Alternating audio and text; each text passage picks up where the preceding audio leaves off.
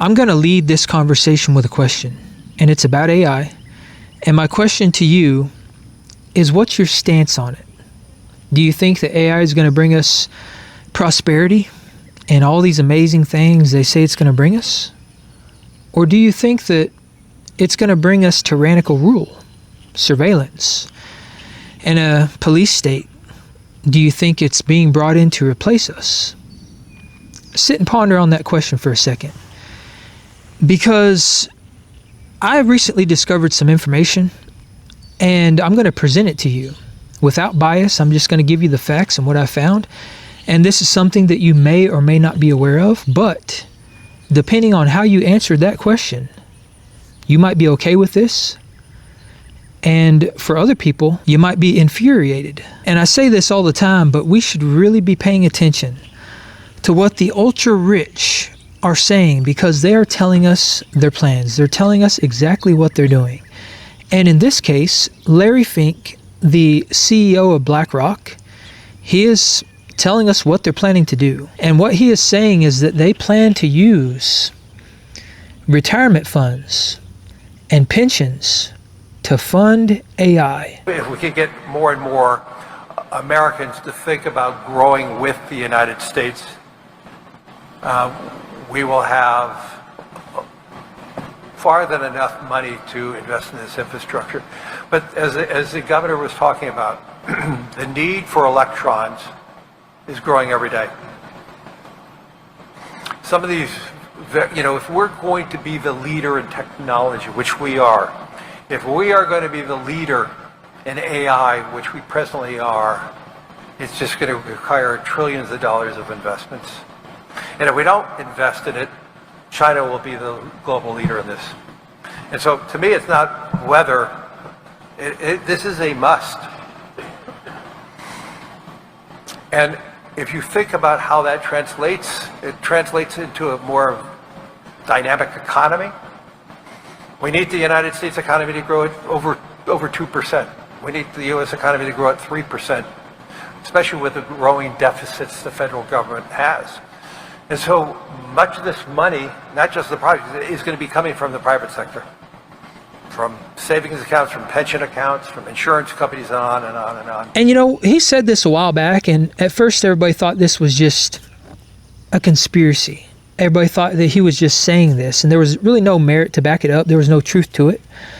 It was just all a pipe dream. But recent developments have kind of proved that that's exactly what they're doing. And the more I dug into this, I also discovered that that is exactly what they're doing. And they're doing it in multiple ways, and we're going to go through all those, but it's important to understand how big of a deal AI is and how much money they're funneling into it. So the recent stats I read is that over the next 4 years, they're investing over $7 trillion with a T into AI. Most of that's going into infrastructure, data centers and stuff like that. And within the next 10 years, they will be funneling over $10 trillion into AI.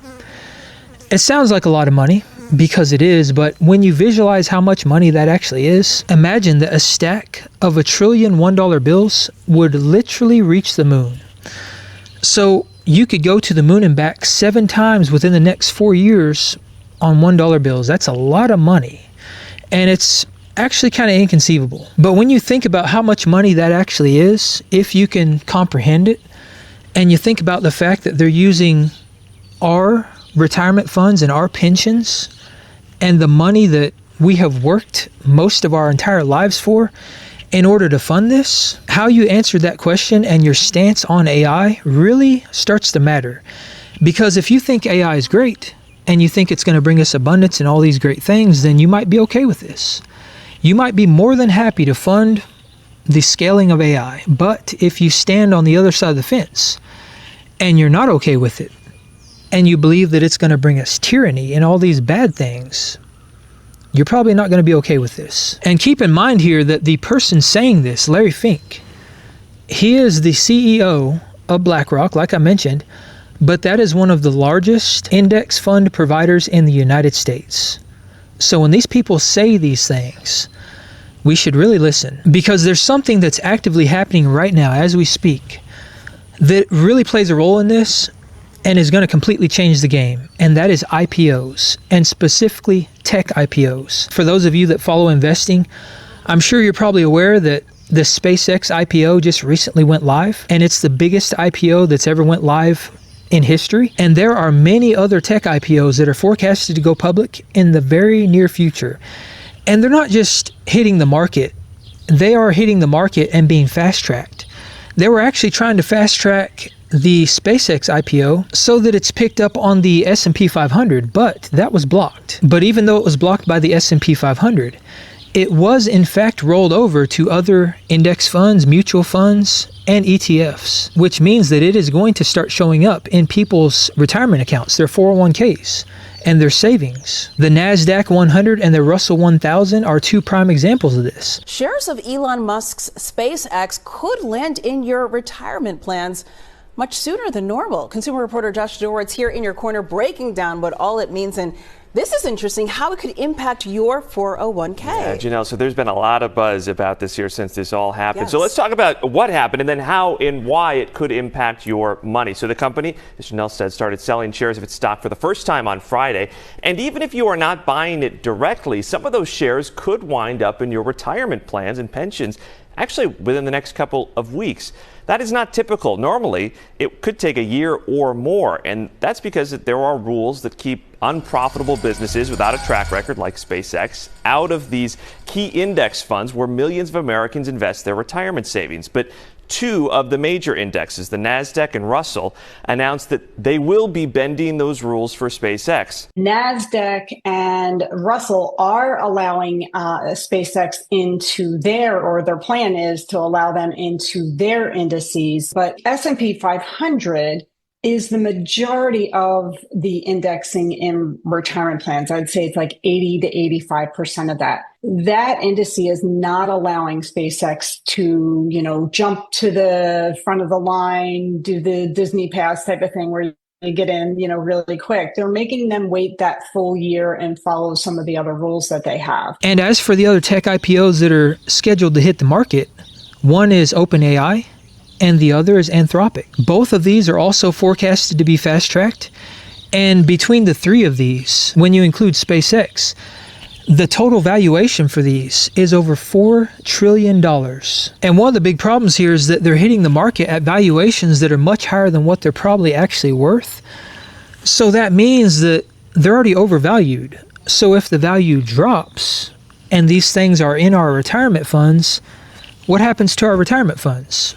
There's a pretty good chance that it's going to drop right along with them. And even though these IPOs are not picked up by the S&P 500 right off the bat, within 12 months, they will be, because there's a 12-month waiting period.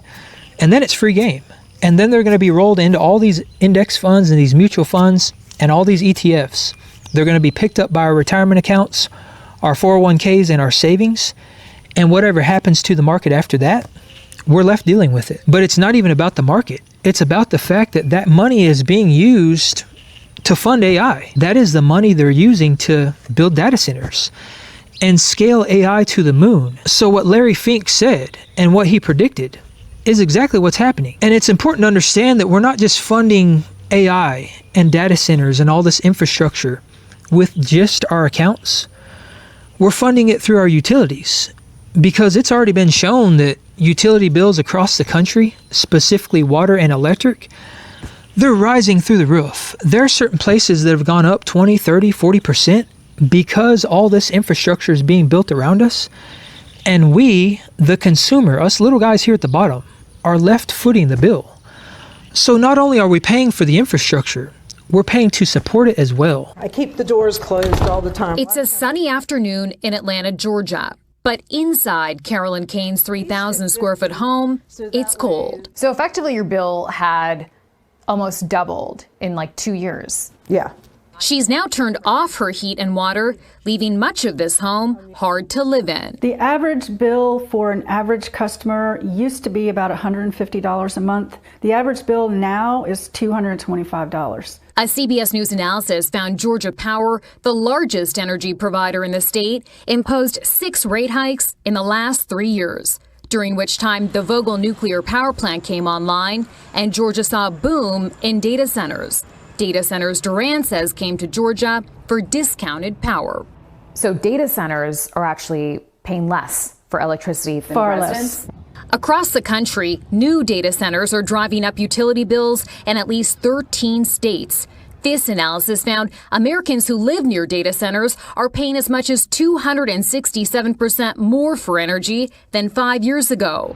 And in the next 5 years, the amount of energy consumed by commercial buildings like data centers in Georgia will more than double. At the same time, our energy bills are going up. The state of New Jersey on June 1st said many people's bills will go up 20%. Connecticut, 71% increase in average residential bills in the last few years. California, 46%. Texas, 27%. Half of all of the new demand for electricity in the U.S. in the next 5 years is expected to be driven by data centers. These data centers are the backbone of AI technology. But in partnership with our stations across the country, we saw how they are dividing communities worried about higher utility bills. This was the sound at Laura Evans' home in suburban Chicago last spring, when backup generators kicked in at the data center 1,000 feet from her backyard. And it never goes away. Never goes away. Laura tells us the data center emits a droning hum 24/7, and it's not just the noise taking a toll. She says in the last year, her average electricity bill has spiked 23%. And how do you budget when it's changing that much in 1 year? You can't. And her electric company warned prices could rise even more, saying one reason why is increased electricity use from data centers and artificial intelligence. ABC News and our owned and affiliated stations spoke with communities across the country grappling with the rapid buildup of data centers to support the AI boom. An analysis from our data team found there are more than 3,000 data centers in the U.S. About 1,200 more are now under construction or soon to be built. A 2-hour drive from Laura's home, we visited the site of what will be one of the biggest data centers in the U.S. in the small town of Port Washington, Wisconsin. A $15 billion project. The campus sits on a plot of farmland bigger than 500 football fields, and will eventually use about the same amount of electricity needed to keep the lights on in all the homes in Philadelphia. So I would go back to the question I asked at the very beginning of this, and I would ask you, are you okay with this? What is your stance on AI? Are you fine knowing that you're funding AI? Are you fine knowing that you're funding the infrastructure and the utilities? Are you okay with your retirement funds and what you worked your entire life for being put at risk and put into jeopardy so that they can fund this digital world that's being built around us? Because the way I see it, there are only 3 scenarios on how this can play out. Scenario 1 is that the AI bubble pops. People are saying that AI is not profitable. So maybe they're going to scale AI to the moon. They're going to build all this infrastructure and think that they have all this buy-in, and the whole thing's going to collapse. In that scenario, what does that mean for our retirement accounts? That means that if these overvalued IPOs get rolled into our 401ks and all of a sudden the bottom drops out of it, it's going to hurt our accounts. And with insider trading and these people kind of knowing what's going on, there's a pretty good chance that they're going to pull out. And it's essentially going to be a large rug pull scheme. And all these people at the top get rich while we all suffer. Scenario number 2 is that AI does exactly what they are predicting. And it brings us abundance. It brings us happiness and peace on earth. And we have so much abundance that nobody has to work and money's just handed to us. And in that case, the stock markets would flourish. Our retirement accounts would skyrocket. We'd all be rich. That's the second scenario. And I guess that is a possibility, because if AI is everything they say it's going to be, and they can actually make true on their promises, maybe it's possible that we will soon be seeing an era of abundance. We'll be living in the golden age. But scenario 3 takes a little bit of a darker turn, because in scenario 3, we are basically funding our demise. We're funding a digital prison that is being built around us. We're funding surveillance and tyranny. And ultimately, we're funding our replacement. And regardless of what you believe, the fact of the matter is, this is happening, and nobody asked us. Nobody's coming to us and asking us if we want to roll all the money that we've worked for in our retirement accounts. And our 401ks over to these tech industries, these IPOs. And I understand that it's not making up all of our accounts. It's just a small piece. But if you're not paying attention, that small piece, which has a very large valuation and could be valued near the top, could actually have a very large impact on the money that we've worked so hard for. So I think that the answer to the first question I asked, which is, what's your stance on AI? And are you okay with the idea of funding it, is going to lead us to the next question, which is, what scenario do you think is the most likely to happen? Because the answer to that question is going to determine what we do next. What's our next move going to be? Because if you think the AI bubble is going to pop and you think the bottom's going to drop out, maybe that means that we should go into our retirement accounts and we should see exactly what we're investing into and make the necessary changes we need to make to protect ourselves.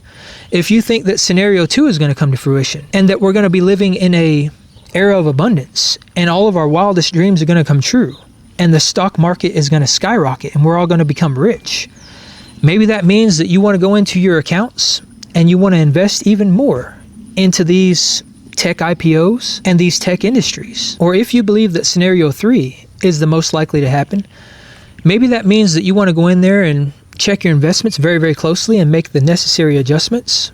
And maybe it also means that you want to start getting very, very loud and make sure that your voice is heard. Make sure that these people understand that you're not okay with how all this is playing out. And I would leave you with those 4 questions. Question 1, what's your stance on AI? Question 2, are you okay funding it? Question 3, what scenario do you believe is the most likely to play out? And question 4, what are you going to do about it?